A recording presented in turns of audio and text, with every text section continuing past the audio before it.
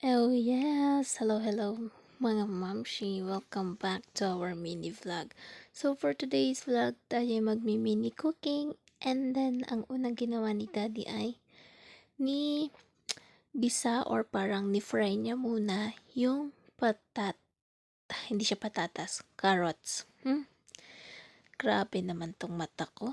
Labo na rin ba talaga sobra?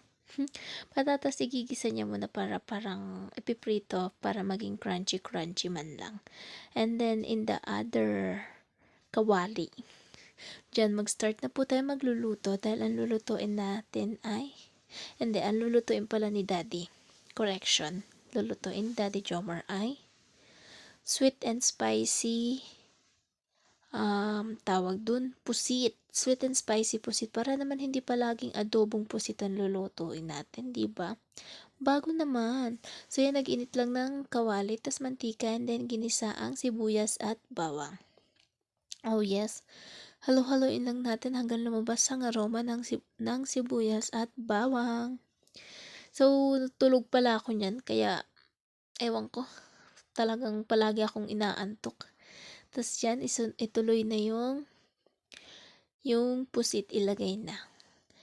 Pero tulog din si Tobias nun. So, bali nakahiga kami pareho habang nagluluto si Daddy. O, diba? Talaga naman. Tapos minsan kapag nagluluto siya, nagla-live naman na ako. Dun sa app na pinagkakakitaan ko. So, yan, tinakpan lang ni Daddy. Tapos yan, nagtubig na ang ating pusit. Nagtutubig po talaga yan. Tapos yan, inilagay na yung siling haba or siling green. Hiniwa pala yan ni Daddy kasi nga, sweet and spicy. O, diba? Tapos naglagay lang siya ng paminta asin. Tapos magic. So, yan. And then, ang ginamit niya po pala ay, I'm not sure kung ketchup or tomato sauce. Para siyang tomato sauce. Hindi ko po kasi alam talaga kung ano yung mga ingredients. Pasensya na po. Ako kasi nagbo-voice over na lang ako ng gabi. Ayaw ko namang gisingin si Daddy Jomar kung ano po ba yung ingredients. Kasi nga, nung time na nagluto siya, nakaidlip ako, katabi ko si Tobias. Kaya po, pasensya nyo na po. Basta it's either ketchup or tomato sauce. So, ayun nga, naglagay na siyang tomato sauce. Naglagay din siyang konting tubig. Tapos yan, titimplahan na natin yan mga mamshi. Pero ang sabi niya dito sa luto niya, it's sweet and spicy. So, ang hindi mawawala ang toyo at suka. Basta hindi yan mawawala. Para hindi agad masira ang ating ulam. Kahit umabot pa yan ng ilang araw.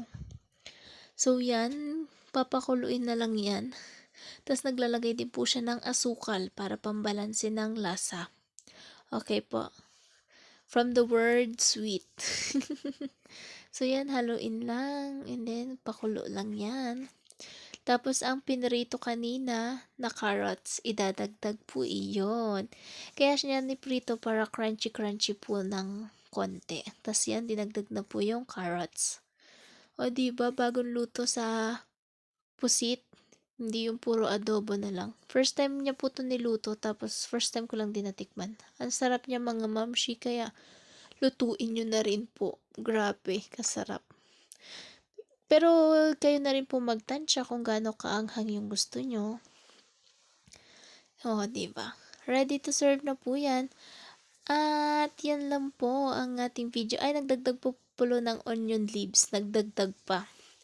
And then yan. Nakapatay na yung apoy niyan. Kaya ready to serve na yan. At yun lang. Bye-bye. See you sa next vlog. Pa-like and pa-share na rin po. Bye-bye mga mamshi.